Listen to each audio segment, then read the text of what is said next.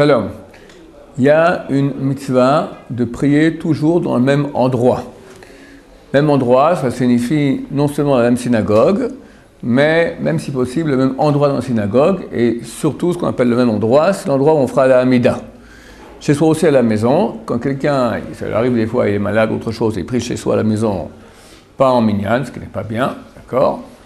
Mais s'il n'a pas le choix, il peut le faire. Alors c'est bien qu'il y ait toujours le même endroit chez soi où prier. La Gemara, elle dit que celui qui agit ainsi, qui prie toujours au même endroit, quand il décède, on le vante comme Avraham Avinu. Un des élèves d'Avraham Avinu, on dit combien il était humble. Où est le rapport entre l'humilité et le fait de toujours prier au même endroit? Où est le rapport entre Abraham et le fait de toujours prier au même endroit? Avraham Avinu, il était en Israël, il a prié à un endroit, c'était à Bethel, et après il a quitté, il est en Égypte, quand il est revenu au même endroit, et là-bas il a prié de nouveau. Et pourquoi on dit qu'il est humble? Parce que quelqu'un, pour tenir quelques années dans la même synagogue, la même place, sans qu'il y ait des problèmes avec ses voisins, sans qu'il en ait ras-le-bol de quelqu'un qui le dérange, sans que le président lui ait cassé les pieds, ou le gabaï ou autre chose, ça prouve qu'il est humble. Normalement, au bout d'un moment, il y a des gens qui nous dérangent, on change de synagogue, on change d'endroit, on change etc. Celui qui reste au même endroit, c'est une preuve d'humilité, l'humilité qui est la reine de toutes les bonnes midot, de toutes les bonnes qualités d'âme. On ne pourra pas prier en tristesse. La tristesse est une chose extrêmement mauvaise. Rabbeinu Hari dit qu'il n'y a aucune chose qui peut amener autant de toum'a, d'impureté sur la personne que la tristesse. Surtout dans la prière, on doit être en joie. En joie, qu'on a l'honneur et la joie et le bonheur de pouvoir prier à Hachem, c'est extraordinaire. Le seul moment pour être triste, c'est quand on sera prêt, on rappellera nos péchés, quand on fera le vidouille. Hachamnu, Baganu, Gazalnu, Debarnu, etc.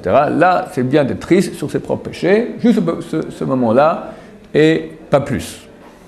Il est bien aussi, avant la prière, pour que notre prière soit inclue dans les prières d'Israël.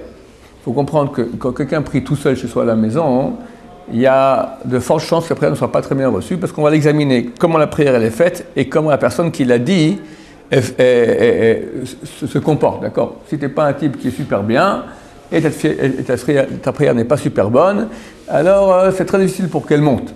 Il y a toutes sortes d'anges accusateurs qui empêchent la prière de monter. Par contre, lorsqu'on prie en public, c'est impossible. Les anges accusateurs n'ont pas droit d'agir parce que la prière d'Israël, elle est reçue. Or, tu fais partie maintenant des prières d'Israël. Quand c'est une prière qui est collective, ça monte. Maintenant, il y a une collective de 10 personnes, de 100 personnes, de 1000 personnes, et la prière collective de tout Israël. Qu'est-ce qu'on va faire pour que notre prière soit inclue dans toutes les prières d'Israël? Il est bien de prendre sur soi avant la prière, on le dit, je prends souvent maintenant la mitzvah de Vavta l'eracha kamocha, d'aimer son prochain comme soi-même.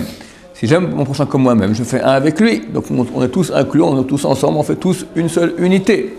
Il est bien à ce titre, pour pas que ce soit seulement que des mots en l'air, de faire un acte d'amour et de don pour son prochain. Qu'est-ce que je peux faire dans la prière? Je vais prier.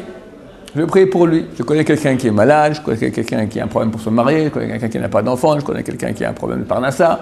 Je prie pour lui. Oh Hachem, envoie à X, Y, Z, la refoua, etc. Là, tu fais un acte donc d'aimer ton prochain comme toi-même, et tu dis, je prends sur moi de Vavsa Kamocha, et j'inclus maintenant ma prière dans toutes les prières d'Israël. C'est une bonne... Pardon? La famille, ça marche pas? La famille aussi, pourquoi pas? Ça marche très bien aussi. Mais en passant, il te faut aussi quelqu'un d'autre en plus.